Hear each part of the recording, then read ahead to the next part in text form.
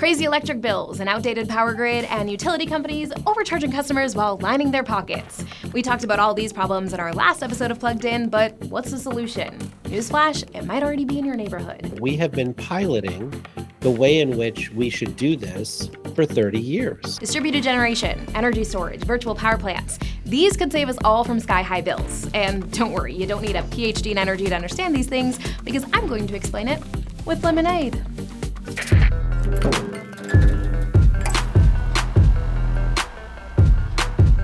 Before we get started, hit the subscribe button so you can stay plugged in to clean energy topics.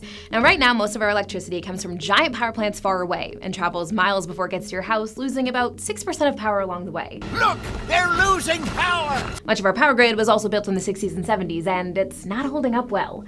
America's power infrastructure actually just got a D+ on its report card, so safe to say its parents wouldn't be pleased. And because it's old, the grid also needs constant maintenance to meet our modern energy needs. The utility says we need to be able to upgrade the distribution grid so that you can do whatever you want. You can turn every single thing on in your house at the same time, and we have to be able to serve you. Well, that bargain is getting way too expensive, right? Can't keep upgrading the distribution grid. That's entrepreneur and energy podcaster Jigar Shah. And he's right, these upgrades are getting way too expensive, and we're paying for it on our electric bills. What they need to do is to figure out how to help work with customers to say, hey, we need you to opt into load flexibility in a way that isn't noticeable to you. And that requires cultural change. That cultural change involves us ditching our outdated ways of getting electricity for a faster, smarter, and cheaper approach. You couldn't use like the cheaper stuff. Okay. Each neighborhood makes and uses its own electricity. Now here's where the lemonade comes in.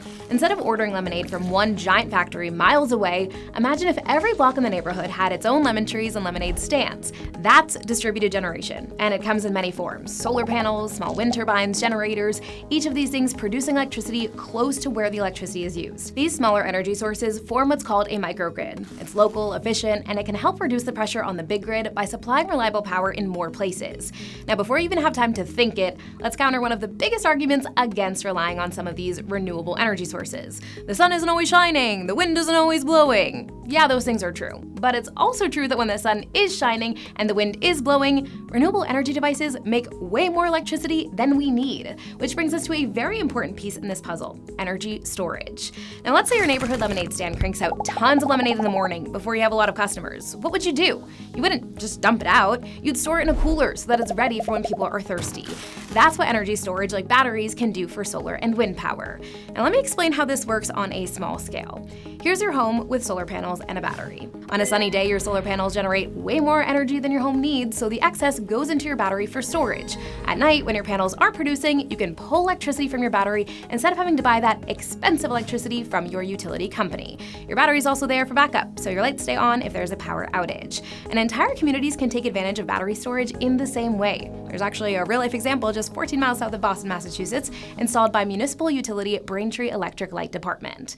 It's about 50 feet long, and it kind of looks like a giant shipping container, but it holds enough electricity to power about 700 homes for up to 4 hours. It's a 2 megawatt, 4 megawatt hour battery, and we use it primarily for peak shaving. That's Braintree Electric General Manager Bill Botigi, and peak shaving is the term for lowering electricity use during times of high demand. Now, Bill says in Braintree, energy typically peaks around 4 to 5 p.m. when some families are returning home for the day while some businesses are still running.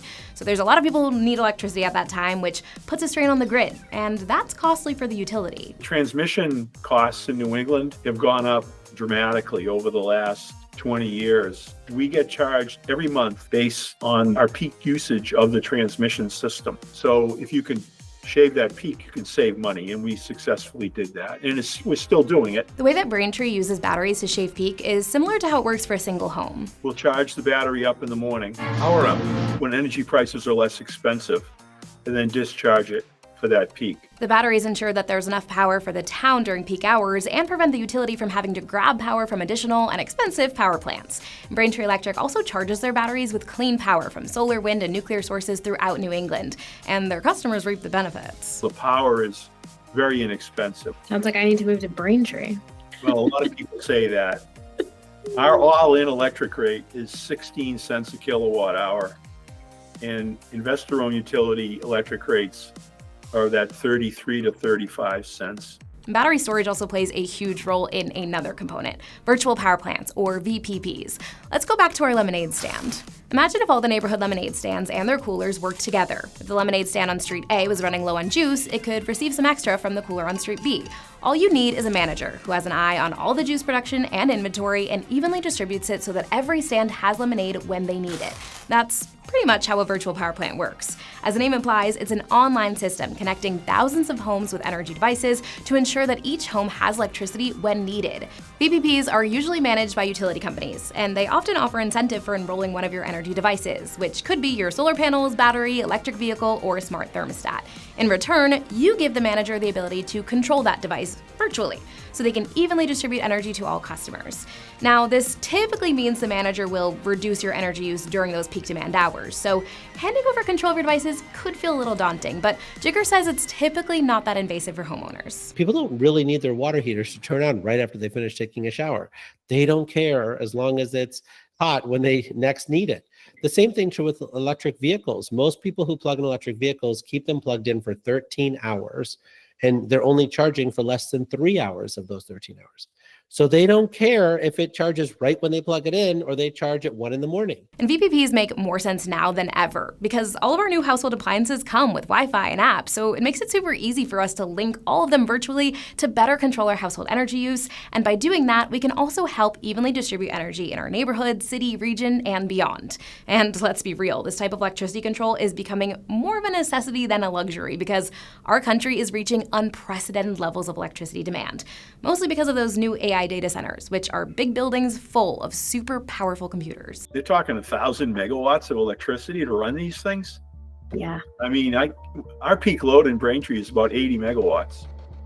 I can't imagine the generation that's going to be needed. For some perspective, one large data center requires about the same amount of electricity as 750,000 homes. Whoa, that's a lot. That power demand is already causing electricity issues for many homeowners nationwide, and more AI data centers are being built as we speak.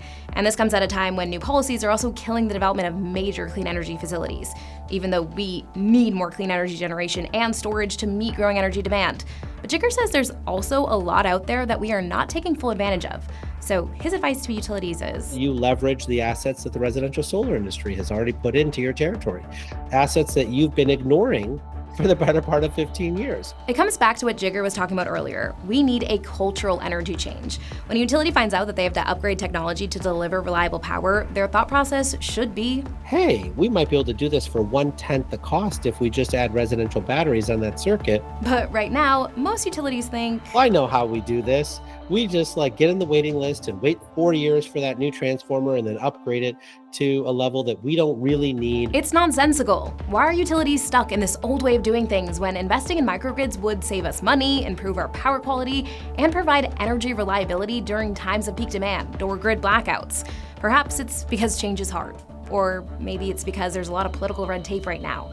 Maybe it's because utilities make a lot of money by jacking up electricity prices in the name of upgrading our grid. It's about the money. Yeah, go watch our episode on rising electricity rates if you haven't already.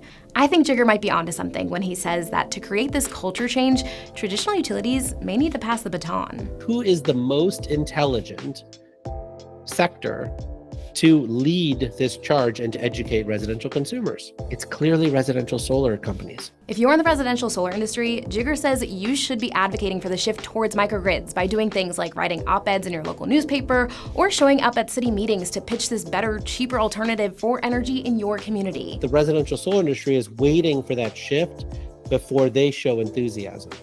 And right now, they need to show enthusiasm first. They need to start getting trained on how to do this work, and they need to do that process now so that 2 years from now, when the utilities hit their breaking point and they start moving in this direction, we're ready. And if you're a homeowner watching this who simply wants to lower your electric bill, you don't have to wait for all the industries and politicians to get their stuff together. You can take control of your energy by installing a solar energy system, like Stuart Lanier from Massachusetts. If it pays for itself over the course of 5 years, then it's going to be an investment in our retirement years. Now that we've got our solar panels installed, I think we are definitely more relaxed about our energy consumption and we feel responsible. If you can add a battery to your solar panel system, you should definitely join a virtual power plant. Not only will you get some sweet incentives, you'll also ignite positive change for your community by sharing extra lemonade with people who need it. We have to be a good partner to the rest of the grid so that we are solving problems for the grid and solving problems for neighbors that don't have solar. Just think about it. If you had access to lemon trees, why would you order a glass of lemonade from a factory far away? That would cost more, and it wouldn't taste as good. But that's precisely how we secure our electricity right now. Life is handing us lemons, but we have the power to make our own lemonade. Generating our own electricity and creating microgrids within our own communities is better for our homes, our neighbors, and America's energy infrastructure as a whole.